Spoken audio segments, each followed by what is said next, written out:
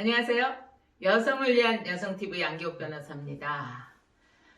날씨가 춥긴 하지만 하늘이 맑고 우리에게 또 새로운 2021년을 준비하라고 맑은 하늘을 이렇게 주고 있습니다. 제가 오늘도 양육비 이야기 함께 해봅니다. 오늘은 이제 과거 양육비에 관한 이야기를 좀 나눠보려고 합니다.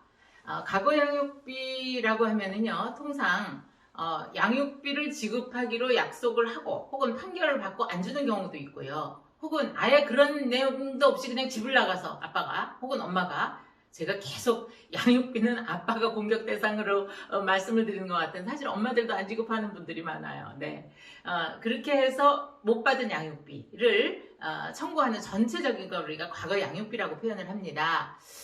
과거에는요, 이 과거 양육비도 일반 채권 채무 관계로 봐서 10년 소멸시효가 10년이 지나면 일반 채권같이 소멸시효가 완성되는 걸로 봤습니다. 그러니까 아이가 예를 들어서 5살 때 아빠가 가출을 했다, 엄마가 가출을 했다, 그리고 애가 이제 성인이 다 돼간다. 그러면 어떻게 돼요? 지금부터 역산으로 해서 10년 이전 것만 청구를 할 수 있고 그 10년 이전 것, 그러니까 이내 것만 청구할 수 있고 그 이전 것은 소멸시효가 완성이 돼서 청구를 못한 그런 거였습니다.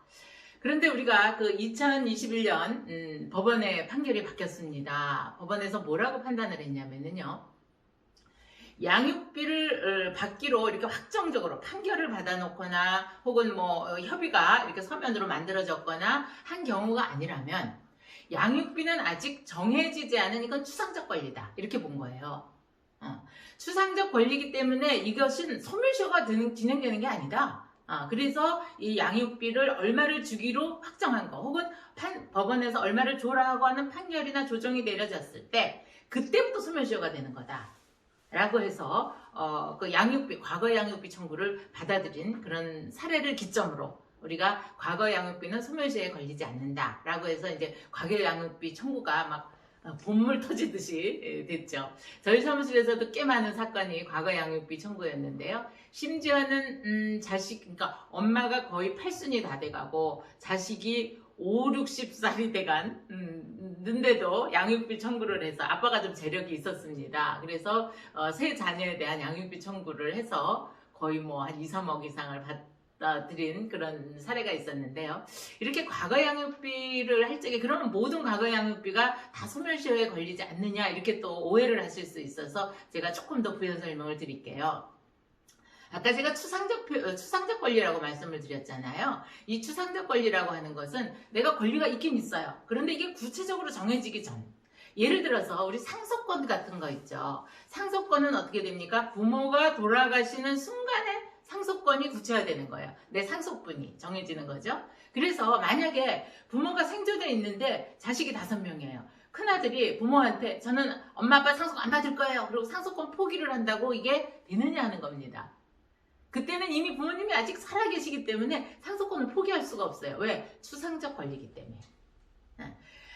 그래서 만약에 예를 들어 부모님이 돌아가셨다. 그래서 법정 상속분이 지금은 다 1대1대1 아닙니까, 자식들은? 그래서 돌아가시고 나서 다른 상속인들에게 나 상속 안 받을게 라고 포기하는 건 가능합니다. 왜냐하면 그때는 구체적 상속권으로 확정이 됐기 때문에. 마찬가지로 양육비를 그렇게 보는 겁니다.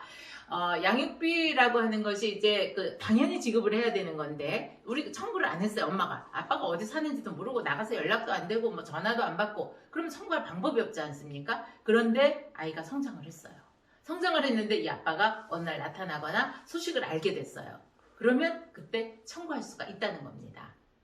그렇기 때문에 과거에, 근데 이제 아까 제가 설명드린 대로 과거에 아빠가 집을 나가기 전에 서로 이혼 소송을 해서 판결을 받아놨어요. 혹은 협의위원을 하면서 이제 양육비는 한 달에 얼마씩 지급하겠다, 이렇게 딱 정해놨어요. 정해놨는데 그거를 지급하지 않았을 때는 10년이 지나면 그 소멸시효는 완성이 되는 겁니다. 그래서 청구할 수가 없게 되는 거죠.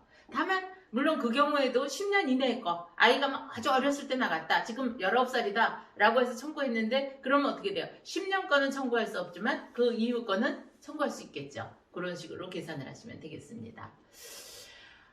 사실 이 과거 양육비에 관한 갈등이 지금도 많이 종종 이루어지죠. 그리고 이 과거 양육비를 미지급했을 때는 우리가 뭐 일반 양육비 청구하는 거와 마찬가지로 이행명령, 감치명령 같이 청구할 수 있고요. 예, 이번에 그 바뀐 법 아시죠? 그 바뀐 법에 따라서 더 엄한 제재도 가능합니다. 우리 사회가 이제 이 가정의 문제를 단순히 그 어떤 가족 내의 문제로 치부해서 그냥 방임하는 것이 아니고 적극적으로 이렇게 국가가 개입을 해서 이 아이들의 생존권, 그 가족의 안정권을 보호해야 한다고 하는 거, 여기에는 어떤 사회적 합의가 이루어져 가고 있지 않는가 하는 생각이 듭니다. 오늘도 저와 함께하는 의견, 다른 의견 댓글로 주시고요. 구독, 좋아요 함께 해주세요. 행복한 날 되십시오.